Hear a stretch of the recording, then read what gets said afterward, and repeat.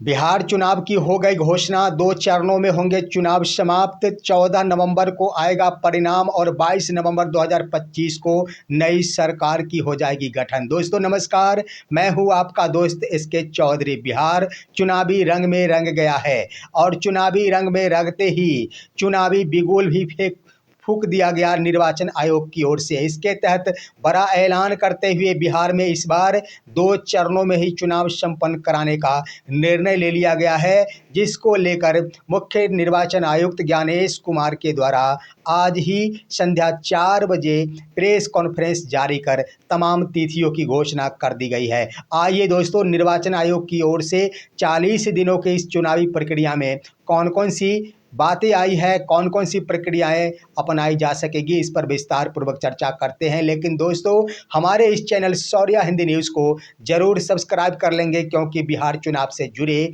तमाम तथ्यों की जानकारी बिल्कुल ही सटीक और बिल्कुल सत्य विश्लेषण के साथ आपके बीच प्रस्तुत करूंगा। दोस्तों, आज ही निर्वाचन आयोग की ओर से बिहार चुनाव की घोषणा ऐलान कर दिया गया। बिहार में 2 चरणों में ही चुनाव संपन्न कराए जाएंगे, इसका खुलासा कर दिया गया प्रेस कॉन्फ्रेंस के माध्यम से, जिसके अंतर्गत पहले 6 नवंबर 2025 को चुनाव कराए जा सकेंगे।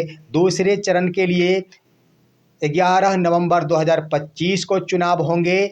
इसका परिणाम, दोनों ही चरण के हुए मतदान का परिणाम घोषित होगा, रिजल्ट प्रकाशित किया जा सकेगा 14 नवंबर 2025 यानी बाल दिवस के दिन, और 22 नवंबर को नई सरकार शपथ ग्रहण करेगी। अब आइए दोस्तों, प्रक्रियाओं पर यहाँ ध्यान देते हैं कि आखिर 2 चरणों में जो चुनाव होंगे, आखिर कहाँ कहाँ चुनाव होंगे। इसके तहत जो बताया गया है प्रेस कॉन्फ्रेंस के माध्यम से, पहले चरण के लिए 6 नवंबर को जो चुनाव होंगे, उसमें कुल 243 सीटों में से 121 सीटों पर चुनाव कराए जा सकेंगे। उसके बाद 11 नवंबर को कुल 122 सीटों पर चुनाव संपन्न कराए जाएंगे। यही निर्णय ले लिया गया है।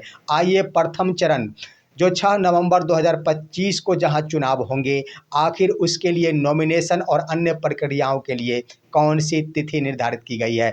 इसके लिए प्रथम चरण के लिए सबसे पहले 10 अक्टूबर 2025 को नोटिफिकेशन जारी किया जा सकेगा। उसके बाद 10 अक्टूबर से ही मात्र चंद दिन रह गए हैं। 10 अक्टूबर से लेकर 17 अक्टूबर 2025 तक अभ्यर्थियों के लिए नॉमिनेशन की प्रक्रिया अपनाई जा सकेगी। अभ्यर्थी अपना नामांकन कराएंगे।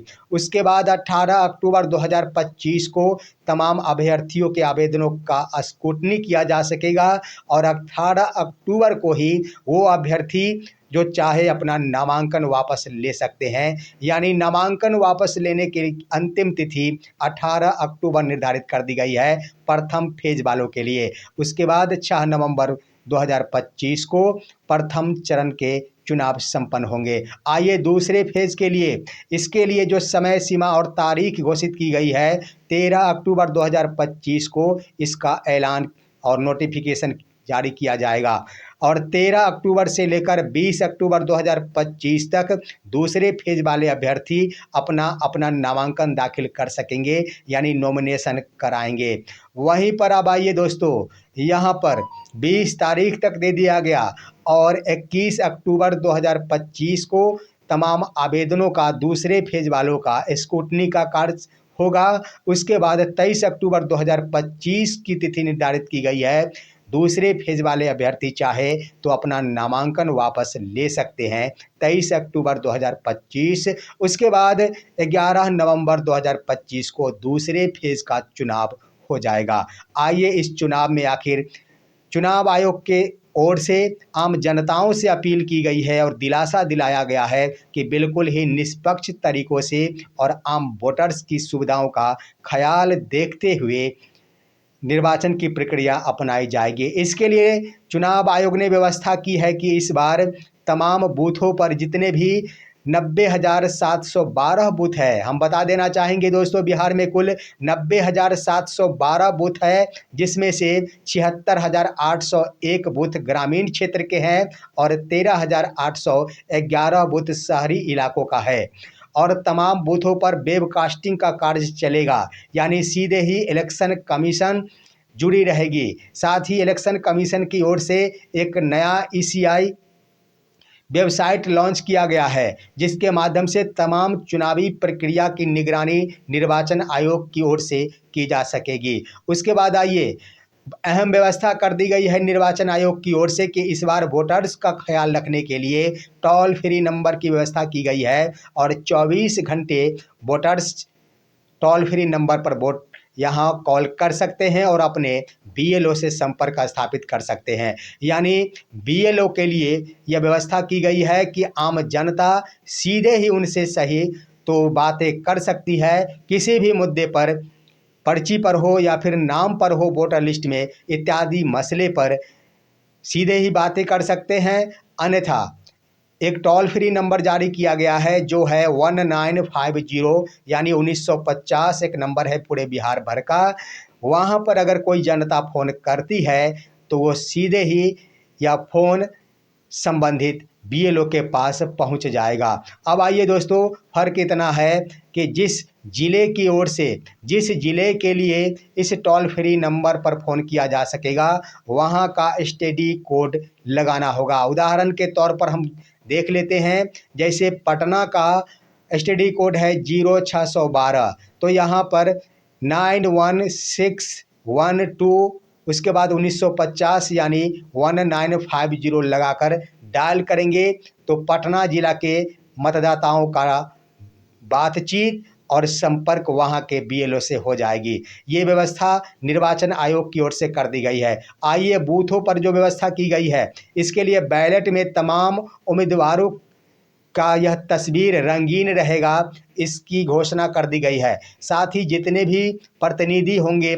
प्रत्याशी होंगे, उनके लिए व्यवस्था कर दी गई है कि वो सभी चुनाव कैंपस के 100 मीटर के बाहर ही अपने टेबल की व्यवस्था कर सकेंगे। साथ ही साथ ये व्यवस्था कर दी गई है कि जो भी अभ्यर्थी हो या फिर कोई मतदाता मोबाइल लेकर जाते हैं तो उन्हें मोबाइल लेकर उस वोटिंग कैंपस में प्रवेश करने की अनुमति नहीं दी गई है। इसके लिए मतदान केंद्र पर ही मोबाइल जमा कराने की व्यवस्था की जा सकेगी और यह व्यवस्था की जाएगी। यानी स्पष्ट कर दिया गया है कि मोबाइल लेकर कोई भी मतदाता अंदर कैंपस में नहीं पहुंचेंगे। अब आइए हम बातें करते हैं कि आखिर चुनाव के प्रक्रिया के दौरान कौन कौन सी सावधानियां बरतने की नसीहत दी गई है। यहाँ पर 100 मीटर से बाहर ही तमाम मतदाता रहेंगे। सिर्फ चुनाव कैंपस 100 मीटर के अंदर आम मतदाता जिन्हें वोट गिराना है वही रहेंगे। उसके बाद इस बार